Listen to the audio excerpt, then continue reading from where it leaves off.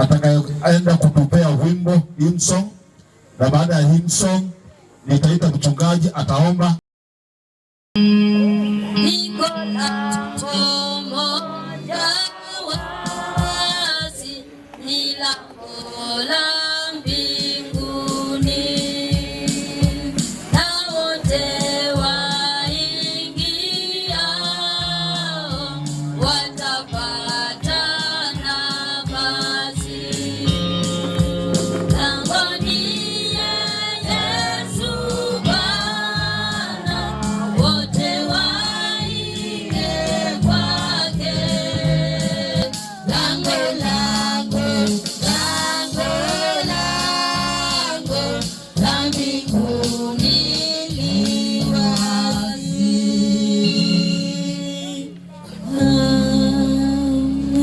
Asante sana. Mungu wetu na Baba yetu uliye juu mbinguni, tunakushukuru kwa ajili ya wakati mwema. Umekuwa pamoja nasi, umetuongoza, na Baba umekuwa mshindi, na tunaendelea kusema ni asante mtakatifu. Baba, tunakuomba ili ukaweze kuandamana nasi mtakatifu mpaka mwisho wetu. Mungu ishiye milele, tutakushukuru na tutasema ni asante Baba. Baba, kuwa pamoja nasi na tuongoze, na ni kwa jina la Yesu tumeomba na kuamini.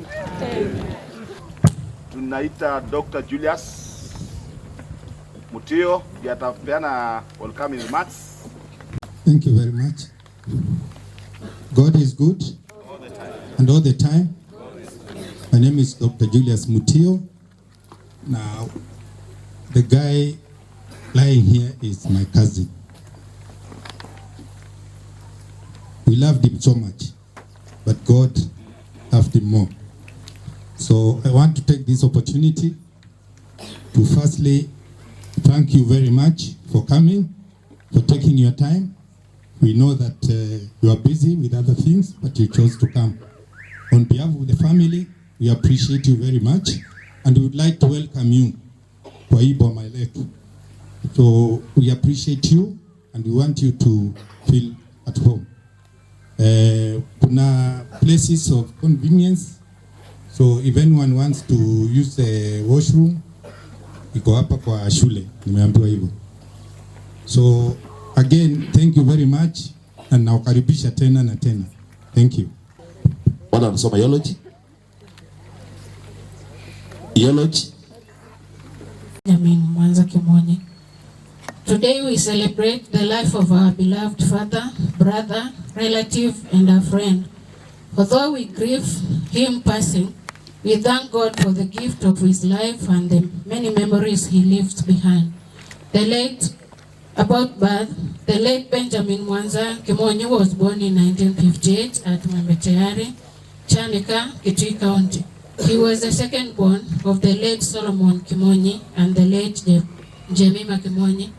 He was brother to William Kimonyi, the late Nyerere Kimonyi, the late Mary Mwendwa, and Rose Maingi. Education. The late Benjamin Mwanza went to St. Michael Primary School. After completion, he joined Jambani Boys Secondary and later transferred to Mutito Secondary School. He later went to Israel for aviation studies, whereby he qualified to be an aircraft technician. He worked with Kenya Air Force for several years and later with other aircraft companies, e.g. Mombasa Aviation, Blue Sky, and Mombasa Air Safaris. Marriage. The late Benjamin Mwanza Kimonyi was husband to Elizabeth Mwende Mwanza. Their union was blessed with 3 children, namely Caroline, Ivy, and Jedida. The late has left 2 grandchildren, Adrian Mungai and Luna Mwende. The late Benjamin Mwanza Kimonyi was son-in-law to Mwanze Ambau and Jedida Mwanze. He was father-in-law to Paul Nganga, Abednego Muli, and in-law to John Mungai, Anne Wadera, Basil Mutuku, and Penina Mweni. Christian life. The late Benjamin Mwanza Kimonyi was a devoted member of ASC Chanika and was among the pioneer members of Christian Men Fellowship, CMF, Chanika ASC. Illness. He enjoyed his good health for most of his life until 2021, where he has been on and off in various hospitals in Kitui and Nairobi. In July 2026, he was admitted in Nairobi South Hospital, whereby he developed complications and passed on. On Monday, 20th July 2026, the Lord gave us Mwanza and he got him in rest. We thank God for the wonderful time we enjoyed together. Nasi ati Mwanza wa Kimonya siwa kwa alama ndani wa kilangu nena umbitikilia viviendu wa songo vamwe. Mwanza Kimonya anaitata na mwana inya na relative na rafiki na kututia kwake ngositu sina kiuyu na nitutungianga imubea mundu wa tayula na maisha lona tunenge kwikala pamwe nake na maundu ala tunethia nake mongoni situ kusia kwake ai mwana wa Keli anaye mwana wa Keli kwa mututia Solomon Kimonyi na Jemima Kimonyi anaye mwana inya wa William Kimonyi mututia Nyerere Kimonyi na mututia Mary Mwendwa na Rose Maingi. Kusoma kwake asomia school yetu wa St. Michael School, Amina Nzambani Secondary na transfer Mutito Secondary, na baadaye kusomea aviation studies mboa kudili na qualify with the aircraft technician. Kuthukuma kwake athukumia na Air Force kwa miaka kauta na itina kuthukuma na makampuni maandike kuya Mombasa, imwe kwetwa Mombasa Aviation, inge Blue Sky nenge Mombasa Air Safaris. Kutoana kwake na mume wa Elizabeth Mwende Mwanza amena sana itatu Caroline, Ivy na Jedida na ene Sukuweli, Adrian Mungai na Luna Mwende mudhoni wa Mwanza ambao na Jedida Mwanza na itata kana mudhoni kwa Paul Nganga, Abednego Moli na John Mungai Anwethera Basil Mutuku na Penina. Mdai wake wa Ukristo anaye Ukristo Umite wa AC Chanika na mwaka tu alama ambiche kikundi cha CMF cha AC Chanika na kuwa kwake kuma mwaka wa 2021 anayekalila hata kuiwanesa na kuisibitali wa kwenuka inde mwako wa Monza nurwa kwa hospitali Nairobi South Hospital wala waithiwe na mathina na maendea mpaka anatutia matuku miongweli mwi muthelu mwi na mwi ya mwita uthumuoni atene na tene kundu tungianga imubea mundu wa maisha latu nekalia nake. Asante.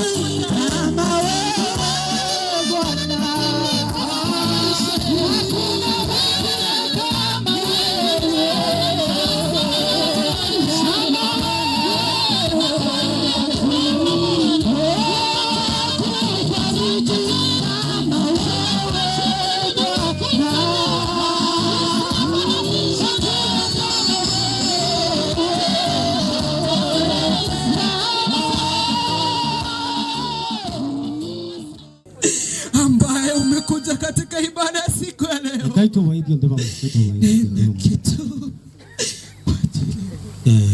kaito waidi ndio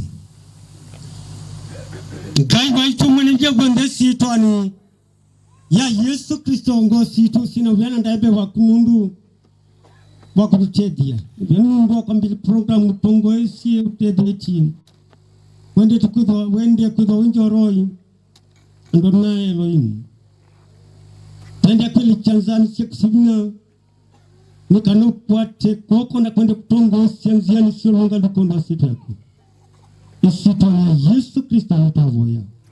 Amen. Tika ndio neno la Mungu kutoka kitabu cha Psalms ama Zaburi 48 hadi 49. na nitaanza kusoma. Ni mwanamume gani atakayeishi asione mauti, atakayejiokoa nafsi yake na mkono wa kuzimu?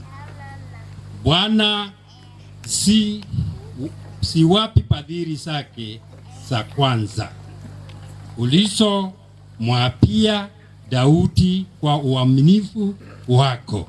Tapika hapo. Asante msamaji Jonas, mwana CMF, askari wa Yesu. Hapa tu kabla sijamuita mnenaji wa siku ya leo. Hallelujah. Hao ni waduma wa Mungu. Kuna mabishops, reverends, apostles, na hata hivyo pastors, pastor.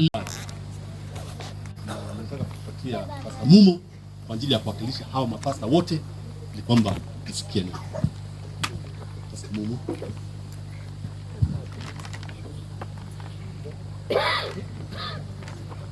Amen. Hata Yesu. Bwana asifiwe sana. Kwa niaba ya wachungaji ala tukoma ubo wanga ikitu no.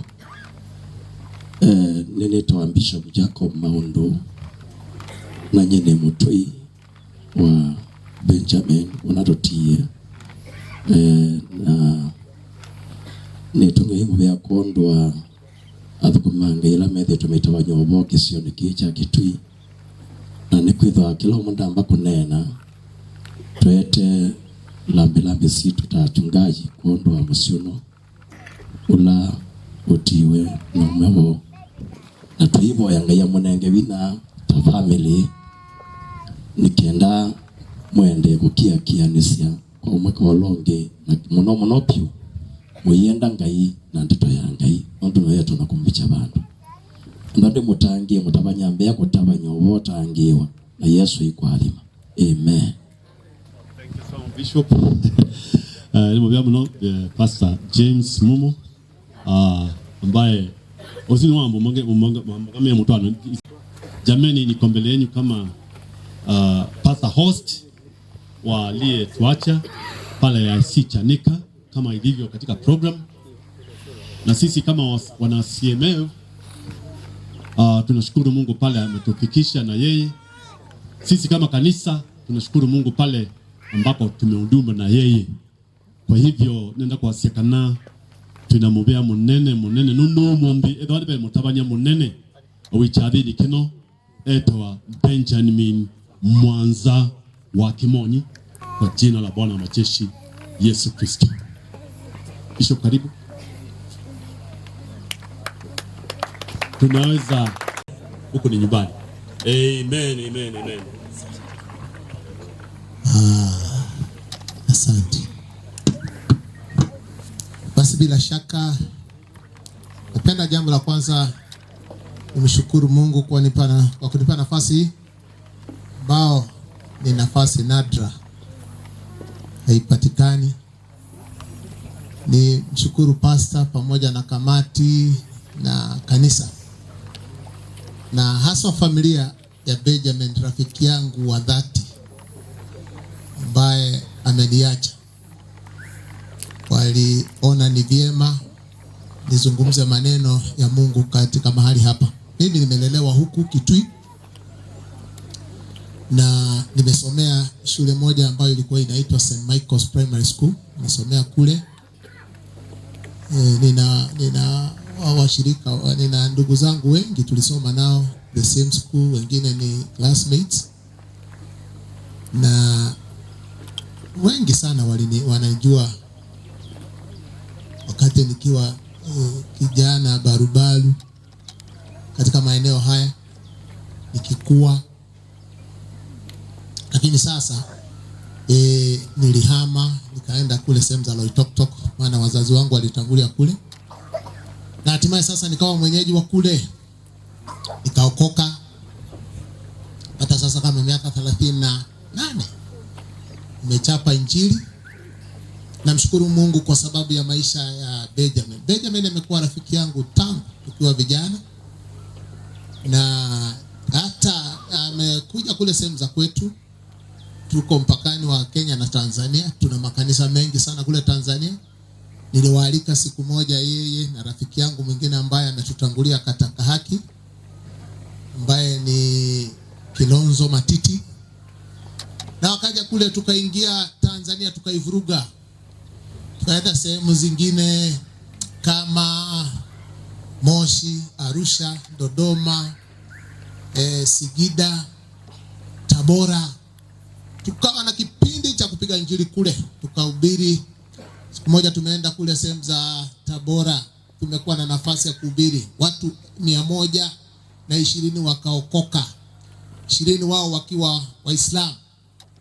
Na tukawa nikanunua shamba kule kule, mimi mwenyewe nikatoa pesa zangu hapo nikanunua shamba, tukajenga kanisa kubwa mfano wa lile liko pale la AIC. Tukajenga kanisa pale na tukapanda kanisa pale, kuna watu kule wanahubiri, lakini picha yake haijatoka kule bado, na kitambo aende akapumzike. Alikuwa tuna ahadi kwamba apone, turudi Tanzania tena, tuvuruge Dar es Salaam, tuvuruge Morogoro, twende haswa tulikuwa kilele chetu twende Dar es Salaam, ijapokuwa tumefungua makanisa Dar es Salaam na Morogoro hiyo na Dodoma. Nilikuwa nataka apitie huko ili aone vile kazi ambayo imepanuka, kazi ambayo alikuwa mshiriki mmoja wao. Kwa hivyo namshukuru Mungu kwa maisha yake, lakini Bwana kwa sababu amependa. Huyu alikuwa rafiki kuliko hata ndugu zangu. Tulikuwa marafiki wa karibu sana. Yaani kama kuna mtu roho yangu ilipenda, ilimdhamini, ni huyu rafiki yangu. Amekuwa rafiki wa kabisa, lakini namshukuru Mungu kwa maisha yake. Nimelia nikachoka. Sasa nikamwambia Mungu, nipe nafasi nitulie na unipe nafasi niweze kuhubiri habari hizi. Watu wa Kitui, nina ujumbe kwa sababu yenu.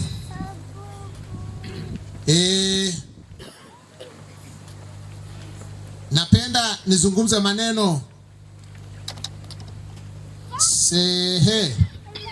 sitaki niseme machache kama nitakavyosaidiwa na Mungu, maana siongeagi maneno yangu mimi. Roho atakaponisaidia taongea maneno, lakini sitaki nirefushe nichokeshe watu. Nataka nizungumze kuhusu huyu mtu ambaye anaitwa kifo. Kifo ni mtu mbaya kwanza, lakini nataka nizungumze maneno yake kidogo. Nianze na maneno ambayo tumeyasikia katika kitabu cha Zaburi. Zaburi 89. Zaburi 89. Taanza mstari wa 46.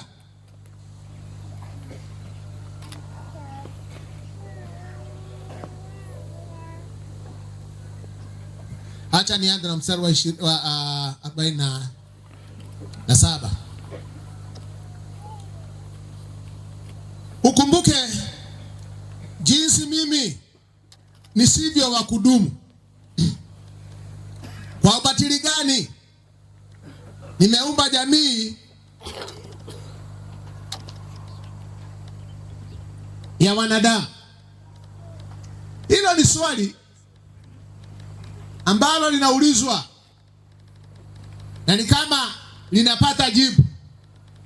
Huyu mtu anasumbuka, anajiuliza jinsi gani Mungu amempenda mwanadamu, lakini bado katika nafsi yake anajikumbusha kwamba mimi si mtu nisivyo wa kudumu. Unajua roho ya mwanadamu ni danganyifu sana. Yaani inaweza ikudanganye, uridhike, ukae keti, uone kana kwamba umefika. Lakini sasa anataka akumbushwe kwamba hakuna.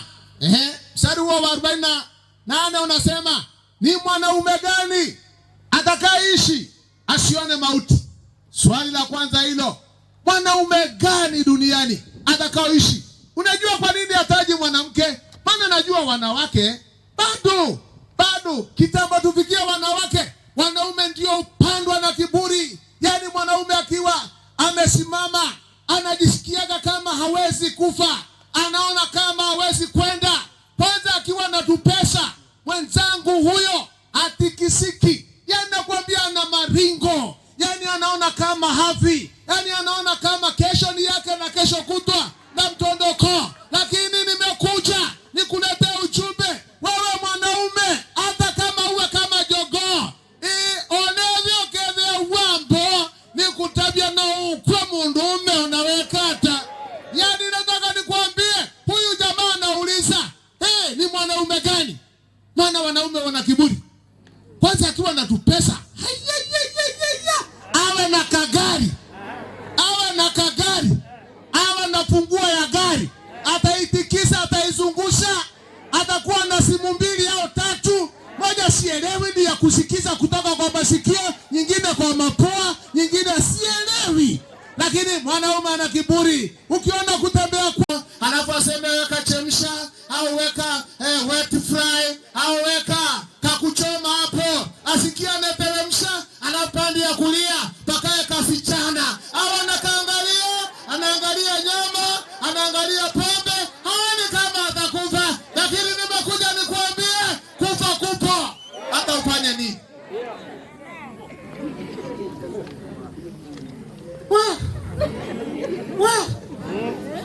Mwanaume haoni kama atakufa. Anaonaga kama ataishi. Anaona kama ataishi. Lakini anamalizia kwa kusema, atakaye iokoa nafsi yake na mkono wa kuzimu, hakuna atakaye weza. Mwanaume awe yote. Muda umepewa, muda mchache tu wa kuishi hapa duniani.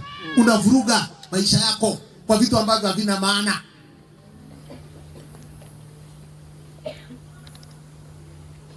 Mwanaume ana shida. Mwanaume ana shida. Pata pesa, anaweza kutembea popote tu. Na uongo mwingi. Nimeenda safari za kikazi. Si safari za kikazi. Si safari za kikazi. Vituko. Yani kila mahali. Yani unaweka vibaraka kila mahali. Una mwanamke sijui wapi, Mutomo una mwanamke, Kalundu una mwanamke, ukitembea kabla hujafika yani wewe yani hauelewi hata unavyoishi. Yani nakwambia vituko unavyo. Lakini nakwambia hakuna aliyeishi. Wenzetu waliotutangulia, wengine walipambana wakaishi miaka 960. Lakini bado walikufa. Hata kuna wengine walipambana wakaambiwa eti wametenda vyema, kina Dorcas wakafufuliwa na Yesu akasema wafufuke. Lakini baadaye walikuja wakafa. Akapona mwanadamu akiwa na nguvu. Yani mtu akiwa na uwezo wa kutembea, anatembea kwa maringo. Hawa dada nao achana nao. Yani ikifika wakati wa kujipamba, yani nakwambia wanajirembesha, mpaka wanapigia mali wanamkosoa Mungu. Wanaona hapana, Mungu hakuumba vizuri. Wanapaka vitu vingine vyekundu huku, huyo anasema hapana, mbona ulitunyima? Mimi ndiona kama nitaka niwe mwekundu huko mdomoni. Wengine wananyoa nywele, wanamwambia Mungu, mbona wewe ulikosea sana kuweka hizi kobe? Tunataka kuzitoa. Anatoa, anapaka wanja. Wengine anatoa mpaka hizi kobe kabisa, anatoa, anaweka zingine za kubandika. Yani anataka kumkosoa Mungu. Sasa wameendelea mpaka wanakunywa madawa mengine huku nako kuwe kukubwa. Sasa unaona kazi. Mambo yote ni ya maisha ya mwanadamu akiona kama hatakufa. Hiyo ndio vituko ya mwanadamu, akiangalia anaona kama hatakufa.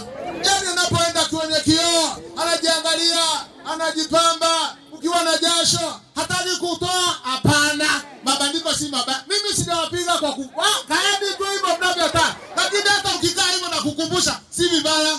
Jibondoa, lakini kumbuka kwamba kuna kufa. Ukumbuka huo mwili si wako. Na unajua, mwili umeshajua kwamba huku ndio kwao. Niwe si mwekoni kwao. Uko na trade kama mwanza tuachia tutunga mweko. Ndio uone wabikie kwao. Kwao ni kwa amwe. Mr. Mweko ni kwao. Lakini yule mtu wa ndani hajafika bado. Yule mtu wa ndani. Hapa tuko. hatuna Mwanza. Kama ujui. Mwanza yuko hapa. Mwanza kesha kenda. Ameshaenda kwao. Kilichoka hapa ni mabaki yake. Na ndio tunaenda kupumzisha. Sasa mwanadamu. Mama akiwa na nguvu.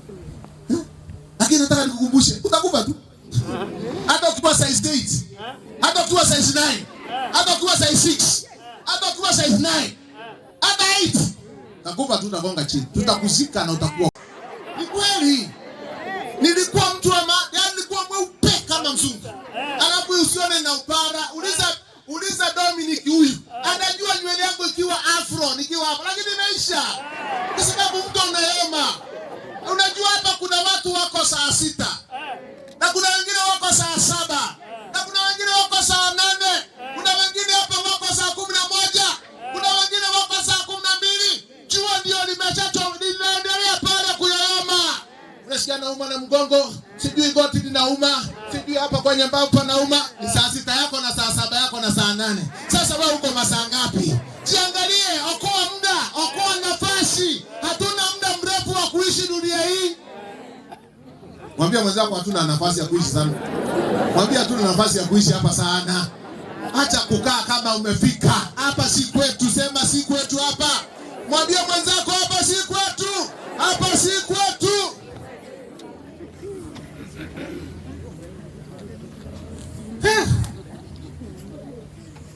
Sasa niongea habari ya dini. Dini. Yaani Yesu akasema mimi ndimi. Mimi ndimi, mkate wa uzima mimi ndimi, maji ya uzima mimi ndimi. Yaani hizo ndimi nataka ni nyingi tu, ni kama 6, ni kama 7, lakini nataka niongee habari za 4 kwa sababu ya muda.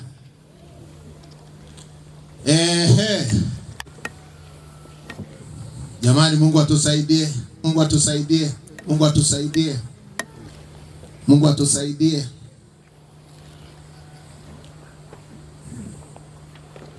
Mungu atusaidie.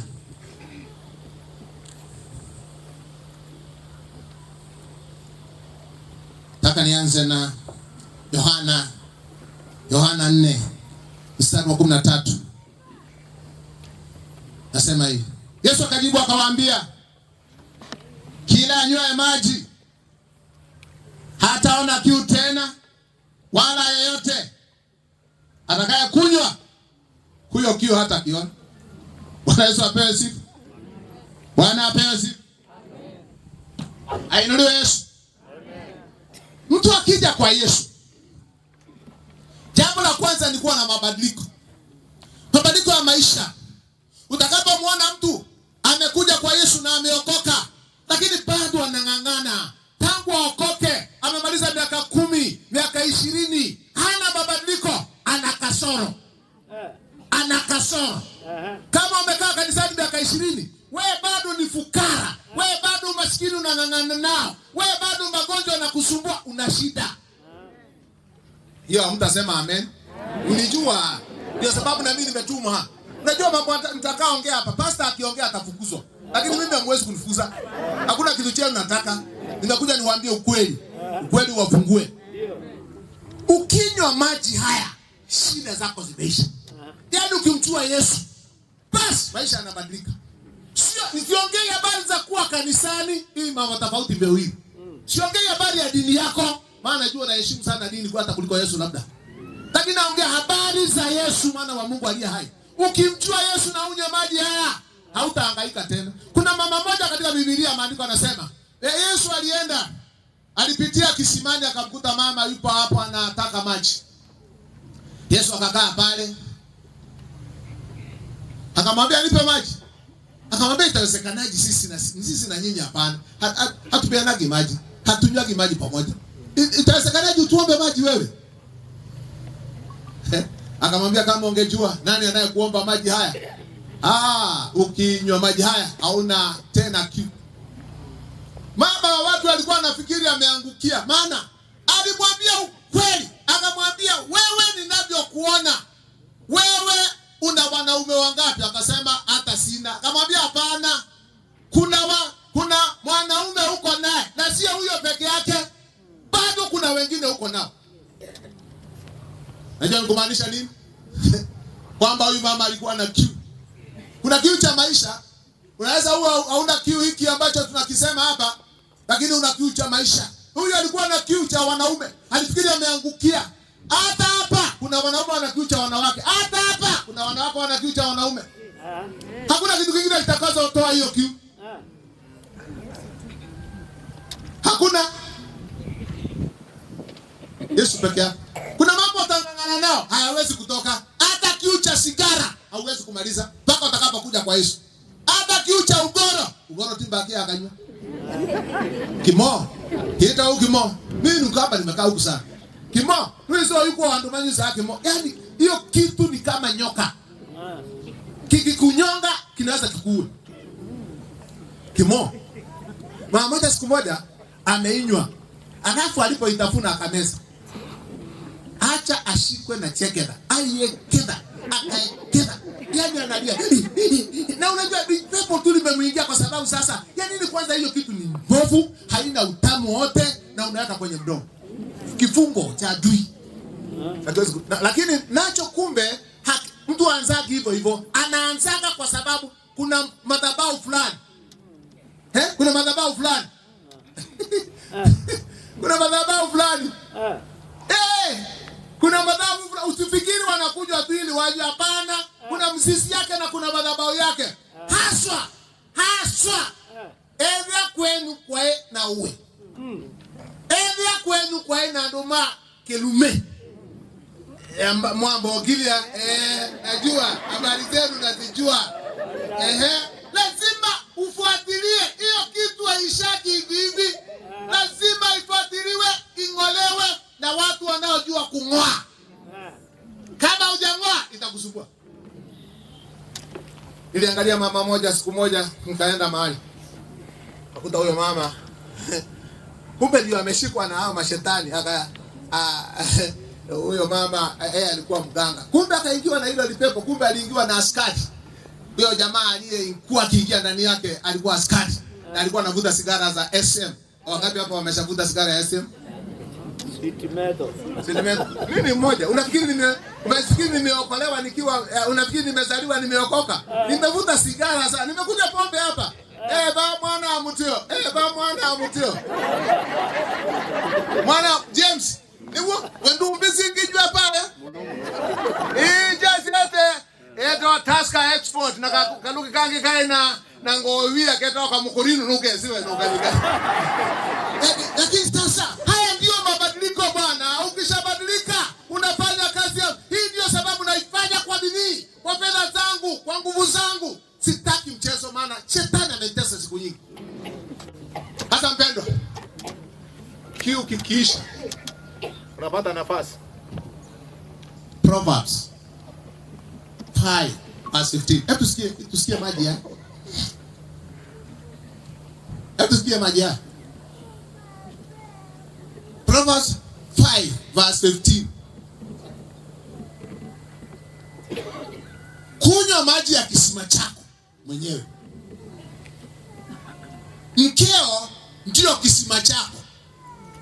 Wale wanaotangatanga kunywa visima vingine, acha. Inua mikono wanaotangatanga kunywa visima vingine. Wanaume hoye, acheni visima vingine, acheni na visima vingine. Haleluya, acheni na visima vingine kunywa. Mimi nasema kwamba ng'ombe anakula urefu wa kamba yake. Acha kula. Uwe na zero grazing. Hapo zunguka hapo na yumizi zunguka hapo tu. Kunywa maji ya kisima chako na madhara hautayaona. Bwana Yesu apewe sifa. Bwana Yesu apewe sifa. Unywe maji ya birika lako mwenyewe na maji yenye kububujika katika kisima chako. Chemichemi zako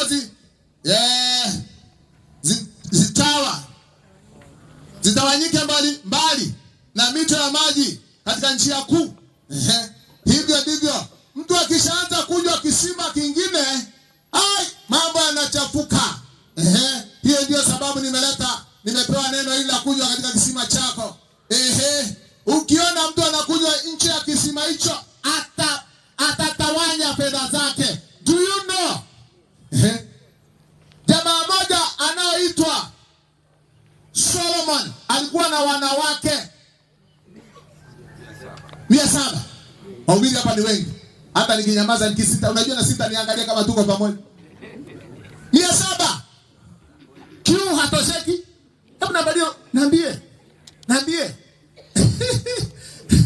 Mimi hata nina mwanamke mmoja by the way. Na nikiwa na huyo mwanamke mmoja, hata nikiambiwa ataongezwa nusu, sitaki hata hiyo nusu mimi. Siwezi, sitaki hata kuongezwa nusu. Acha niongezwe mwingine awe mzima. Hapana. Unajua kuna hata nusu mkate nasikia, lakini mimi hata nusu mkate sitaki. Anasema haiwezi, sitaki. Maana yani nakwambia ni pagumu. Lakini huyu jamaa alikuwa na 700 alafu mahawara. Concubine 300. Yani na maandiko anasema kwa sababu ya kuwa wanawake hao, maandiko anasema uchumi ukapanda. Yana kuambia watu wakaongezwa uchumi. Biblia inasema Solomon akaongeza uchumi, ukawa uchumi mwingi sana katika taifa lile, ikawa sasa uchumi umepanda. Kwa nini? Kwa sababu ya wanawake tu. Ili awalishe. Ukisoma anasema, maandiko anasema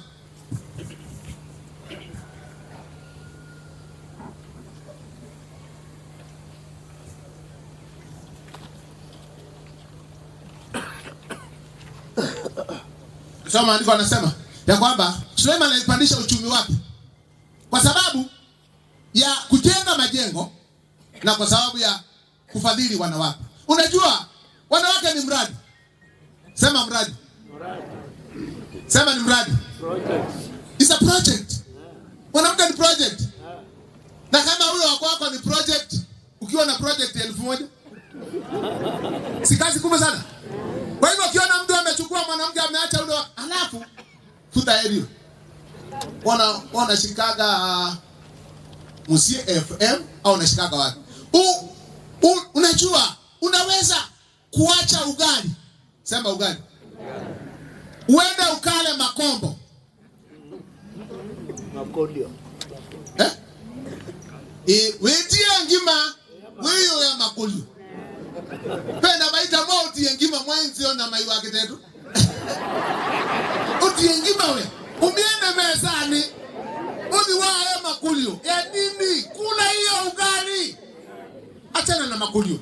Hakuna kitu atamadisha, na kama madisha mazuri. Yanajenga makanisa 1 2 3 4. Yani niko hiyo ndio kazi yangu. Na sina shida, kabla sijatoa ndio nina shida. Lakini nikitoa sina shida. Kwa sababu nimeshajua nguvu za kutoa. Nimeshajua ninayempa. Kile kama ujui tabana tu. Na wewe nakuwa na kisirani.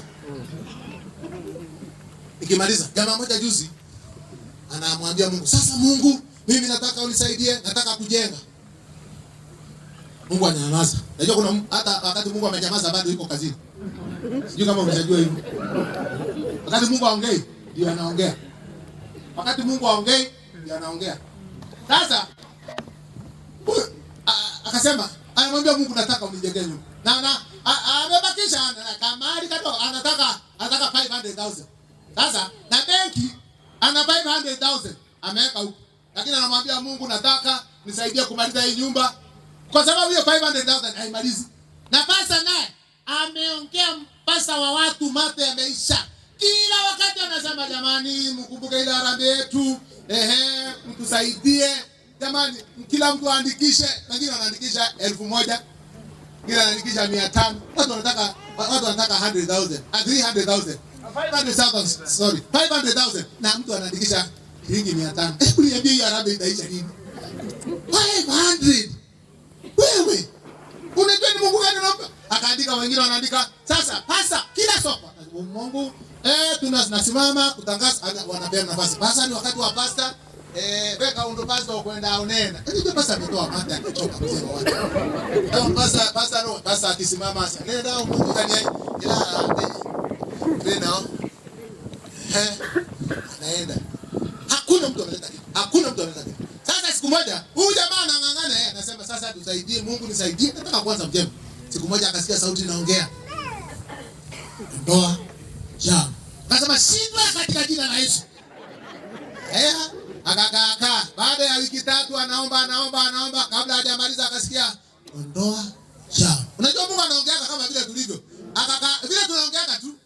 Akasikia tena mara ya 3 akaambiwa ondoa chawa. Na kwa nguvu za Mungu akapelekwa mpaka benki. Akaonyeshwa hiyo pesa. Maana alikuwa ameenda kuchukua ka balance sheet. Akaonyeshwa hiyo pesa vile ilivyo. Akaambiwa ondoa chawa. Mwisho Mungu akaona huyu mtu mpumbavu sana, acha nimtokeze kabisa. Amwambia, toa hiyo pesa yote, usibakishe hata shilingi moja. Wache nini? Toa hiyo pesa yote, pelekea pasta. Achukua pesa yote. Kwa machozi. Basi kabla hajamaliza ibada yuko hapo. Mimi pasta nimekuja kwa sababu Mungu ameniambia nilete hii pesa. Akaambiwa fanya haraka usije ukauawa hapa madhabahu, nifanye haraka.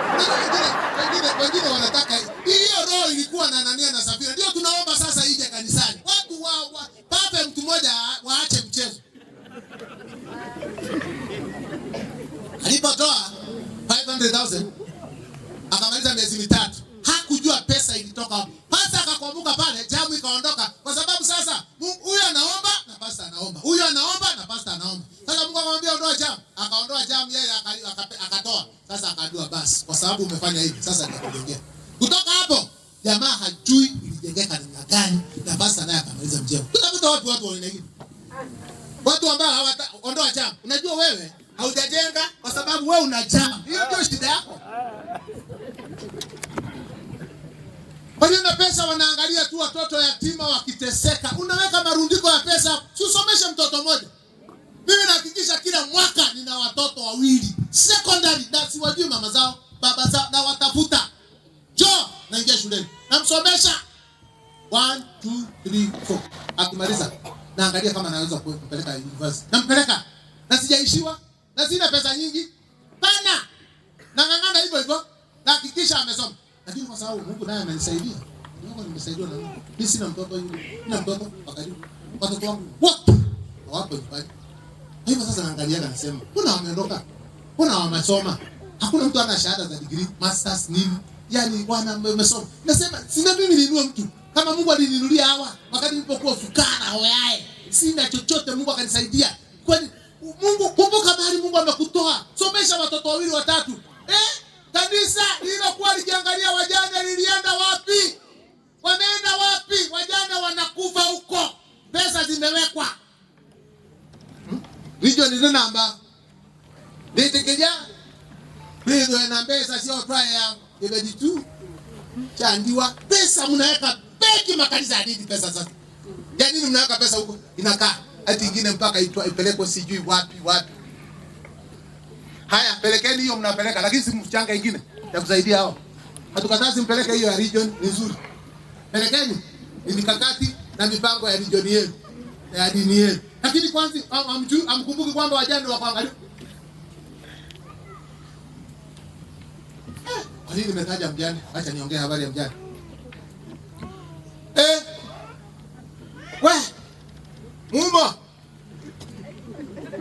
Mumo Kimoni. Baba rafiki yangu, kuna kazi. Umeachiwa mjane hapa. Sasa hapa ni baraka au laana? Hapa mapambano. Ukijaribu mpendwa wangu na rafiki yangu, kaka yangu, ujaribu kunyang'anya huyu mama hata tone ya hatua ya shamba. Hata tone. Utakiona chembe ya kuni. Chuma yako iko jikoni. Ombi langu ni kwamba utakuwa baba wa kweli. Utasimama na haki. Maana hii mashamba kiongozi wa Kenya wa kwanza wana mashamba mengi sana makubwa. Ila kuna mali wamekuwa nayo hayana faida, mtu anaacha huku. Sasa Mwanza hata kama ana kashamba kake, tutamzika. Nimeona hapo katibu mmesementi hapo. Hiyo nyumba yako, mmesementi mkaweka tao sawa. Lakini sasa ana shamba ingine. Yake ndio hiyo ameenda nayo. Amaliza mama. Sasa wale wamedhulumu wamama wajane, mwebaine mtu amubena imetimiunda. wanaume mo siana sikalane sanikidiki nundu wa ango wake ango wona tawena ngathi tawena ngathi tantao wona weniwe huyo anayelinga kwa sababu ana nguvu, ana uweza. Sasa anaweza kutembea. Taka nikwambie, chuma yako iko. Watoto wako hatafaulu, hawatafanikiwa kwa sababu wewe si umenyang'anya mjane. Umewanyang'anyia shamba hilo ili ubaki nalo. Hautafaidika. Umeng'ang'ana ukawanyang'anya hata ukawafukuza kwa sababu hutaki kuwaona. Wakasema wacha waende huko, hatutawasomesha, watakaa hivyo. Lakini nataka nikwambie, wewe uliyofanya kazi hiyo hauna bahati.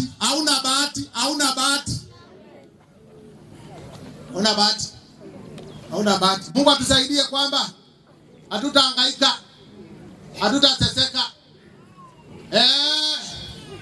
Nafikiri hilo rafiki yetu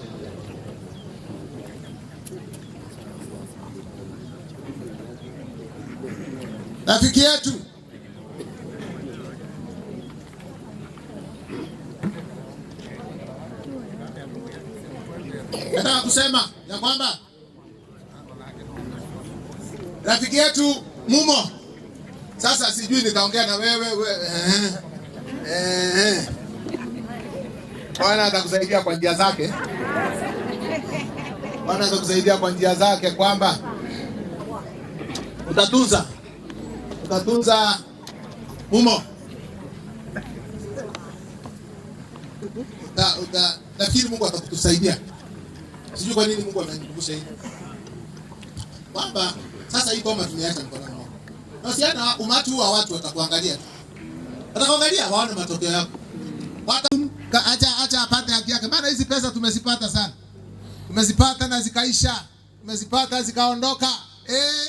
Na maandiko yanasema nazo pesa na utajiri una mabawa. Hata kama utakuwa nazo zinaweza ziondoke. Ziondoke kwa sababu zina mabawa. Na maandiko yanasema sio mabawa tu, ninasema ina mabawa kama tai. Ndio nenda abasa mnayo na ndio sienda abasa. Inaweza kunyang'anya mali uliyokuwa nayo kwa sababu ya dhuluma. Ombi langu ni hilo, kwamba Mungu atakusaidia. Mungu atakubariki, Mungu atakukumbuka, Mungu atakupa neema unapoenda kufanya kazi hiyo kwa bidii, si kwa ulegevu. Vijana wetu ambao mpo, saidieni kazi ya Mungu kuendelea mbele. Watu waliosaidia kanisa kuendelea mbele ni waliokuwa navyo, wakauza mashamba yao, wakauza vitu vyao, wakauza manyumba yao. Hao ndio watu waliosaidia kazi ya Mungu kusonga mbele. Tunawatarajia vijana. Naomba mapasta wetu wapeni vijana nafasi ya kuhudumu pale madhabahuni. Wape nafasi waongoze. Wape nafasi waongoze. Wape nafasi waishi. Pangeni mipango ya kusaidia pasta. Unajua hawa mapasta, akili zao, mawazo yao, mali yao. Pasta akiona maiki hainunuliwi, afadhali auze mbuzi, hakikisha maiki imekuja. Hata mkitaka awe mgeni wa heshima, anatafuta anakosa, anauza maiki, anauza mbuzi, anauza hiki, ili hakikisha kazi ya Mungu inaendelea. Wasaidieni. Najini mapasta, nawazungumzia kama mmoja wenu. Mbukeni, sisi hatuna pension. Ipangeni. Usikae kanisani ufikiri ni kwenu. Pastor, kumbuka unazeeka. Ni hapa habari zangu. Mimi nilikuwa kijana chipukizi, sasa naendelea kuzeeka. Ipange.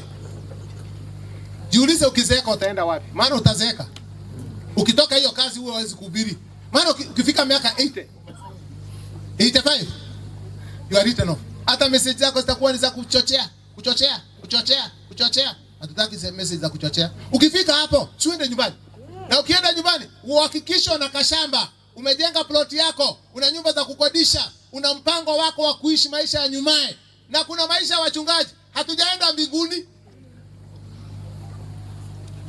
Nasiongea na wazee na mapasta peke yao. Hata nyinyi wazee, acha kukande. Ukizeeka haujafanya urafiki na mama, wewe wa kukoromekea mama, utafukuzwa. Na ikifika wakati huo utafukuzwa. Utakuta kuna wakati unakuta wasichana wakija na watoto, wanakaa DM kao na mama, wanaongea mambo yao. Alafu akimalizia mama anaitwa hapo nje, anagongwa 10,000. Wewe baba unaambiwa ningo utumesia kumsema sangi. Ndio sisi simu masazi wangu. Utume akaidi. Wewe unakaa unashtuka unaangalia simu hakuna kitu, unaangalia tena wiki ijayo hakuna kitu. Jamani, Bwana wabariki. Tusimame ni waombe. Mama B, nimepata jina lingine leo. Hata kama huku wekwa kwa maji, huku batizwa kwa maji mengi, nimepata jina lingine la mjane. Tunza ujane wako. Tunza ujane uone vile Mungu atakujia. Nimeona wamama wengi wameachwa na bwana na waume zao. Lakini baada ya wanaume kuondoka, unakuta wameinuka kwa mwinuko mkubwa, wanafanya biashara, wanajenga manyumba. Unauliza huyu mama nini kilikuwa kimemfunga? Yaani unaanza mambo. Mama, ombi letu ni neema ikujie, neema ya kipekee, uweze kufanya mambo. Hiyo kofia umepewa ya pili, uweze kupambana. Watu wasikucheke, utainuka kwa mwinuko mkubwa, watoto watabarikiwa, watapata kazi. Hao viongozi wetu kwa bahati tunaye Abasena. Rafiki yangu sana huyu bwana mdogo na mama yetu Gido. Mama, naomba Mungu akikufanikisha nyakue kiti na Abasena. Usisahau boma hii kuna mtoto hana kazi anaitwa Karo. Nahitaji neema apate kazi. Hata sasa Abasena ukitaka mkiwa na huyu mama. Ni kweli. Majina yao si madogo jamani. Tafutieni huyu msichana wetu kazi. Amesoma, amefika chuo cha university, ni msomi. Pamoja na mume wake, si watafutie mahali waingie kidogo tu apate kupata nafasi ya kusaidia mama ili mama wasikae katika ukiwa. Mama na wewe, hata kama tutaondoka wote, hata rafiki yako Ng'ang'a ambaye nimekuwa rafiki wa dhati na mume wako wewe unajua na watoto wako. Hata kama tutaondoka ujue kuna mmoja ambaye hataondoka. Na ambaye ameahidi na akasema yeye ndiye mume wako. Kutoka leo nataka uwe ukimkumbusha Pastor Ng'ang'a alisema ya kwamba wewe ndio mume wangu, nataka na kazi ya mwanaume ni kuprovide na kuprotect. Sasa mwambie Mungu nahitaji ulinzi wako, nahitaji neema yako nipate mapato, chakula, cha kunywa, cha kuvaa, nisomeshe watoto wamalize na nina hakika Mungu atakuacha. Atakuwa baba ya watoto wetu hawa. Atawasaidia. Baba, nina kila sababu ya kushukuru kwa neema hii uliyotupa kusikiza kutoka kwako. Na kushukuru kwa sababu ya neema yako ulionipa. Bwana, nimelinena neno lako kama ulivyopenda. Na kushukuru kwa kunipa nafasi hiyo ambayo nafasi nadra. Bwana, naomba kwamba ukainue familia hii, ukawabariki, ukawape neema, ukawape ushindi, ukawapiganie vita vyao vikawa ni vita vyako. Ukapate kuwashindania katika kila jambo, wafanikishe. Huku ambapo walikuwa wanapata msaada kutoka kwa rafiki yangu Benjamin, ukawape sasa. Hapo ambapo Benjamin alisimama, simama maana wewe ni Mungu bado. Naomba mkono wako ukaushike katika familia hii, mkono wako ukawabebe, mkono wako ukawahifadhi. Tunakamata wakuu wa anga, maroho yanayotawala anga, maroho ya backwardness, setback, nguvu za shetani, za ufukara na umasikini na uchochole, kila ngome na falme za giza, maroho ya mila na jadi yanayofanya kazi, tunakamata kwa jina la Yesu Kristo, tunavuta chini ya miguu ya Yesu Kristo mwana wa Mungu. Tunaharibu kila mipango aliyepanga adui juu ya familia hii. Chochote ambacho kimepandwa na adui shetani tunang'oa. Kama andiko lisemavyo, kila pando lisilopandwa na Yesu tukaling'oe, tunang'oa kila pando. Naamini kwamba magonjwa na maradhi na shida na dhiki, magonjwa yaliyomuua ndugu yangu hayataingia, hayana nafasi tena katika nyumba hii. Kwamba utatawala, utainuka kwa mwinuko mkubwa Bwana, utahifadhi watu wao. Bwana, naomba kwa ajili ya umati huu huko wanakokaa, fanikisha biashara zao, wainue kwa kiwango cha juu, wape neema, wape ushindi. Fungua milango ya watu hawa, wainue kwa kiwango kingine kwa jina takatifu la Yesu Kristo. Naomba kwa ajili ya wazee wa kanisa, wahudumu na wachungaji wetu, watie mafuta mabichi kwa sababu ya kazi hii. Wainue kwa kiwango cha juu, wakawe juu si chini, wakawe kichwa si mkia, wakafanikiwe. Nafungua njia zao, nafungua milango yao kwa jina la Yesu Kristo. Naangusha kila ngome, naangusha kila vizuizi vya adui katika jina la Yesu Kristo. Bwana, kumbuka kila familia hapa, wakapate neema na heri. Kila familia ikasimame na ikadhibitike, wakainuka kwa mwinuko mkubwa, wakawape neema na nafasi ya kutumikia. Bwana Yesu, naomba kwa ajili ya wanaume ukawasaidia kuwa kichwa, wakafanya kazi hiyo ambayo amewapa ya kuongoza. Wape focus, wape kibali, wape neema, wape upendeleo katika familia zao na jamii zao. Fanya mageuzi na mabadiliko makubwa, nalo kanisa likapata nafasi ya kuinuka kwa mwinuko mkubwa. Fungua kila kanisa likapata washirika. Bwana, huku katika maeneo haya kuna watenda dhambi, walevi, washarati, wasinzi, wachawi, waganga.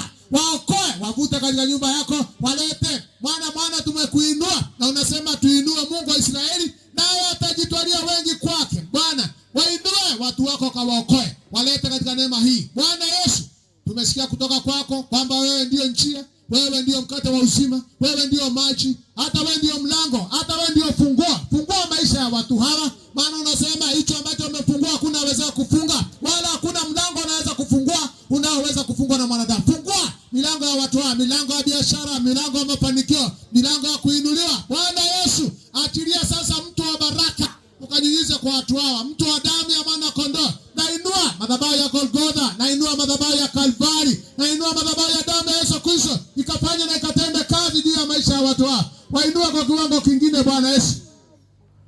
Wale walio wagonjwa waponye, neema yako ikabakute.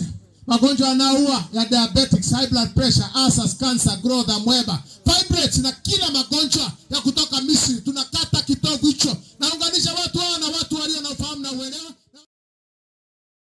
Jesus Christ, we dedicate this offering for the family. As we give to the family, Lord, remember them. Remember Mama and the children.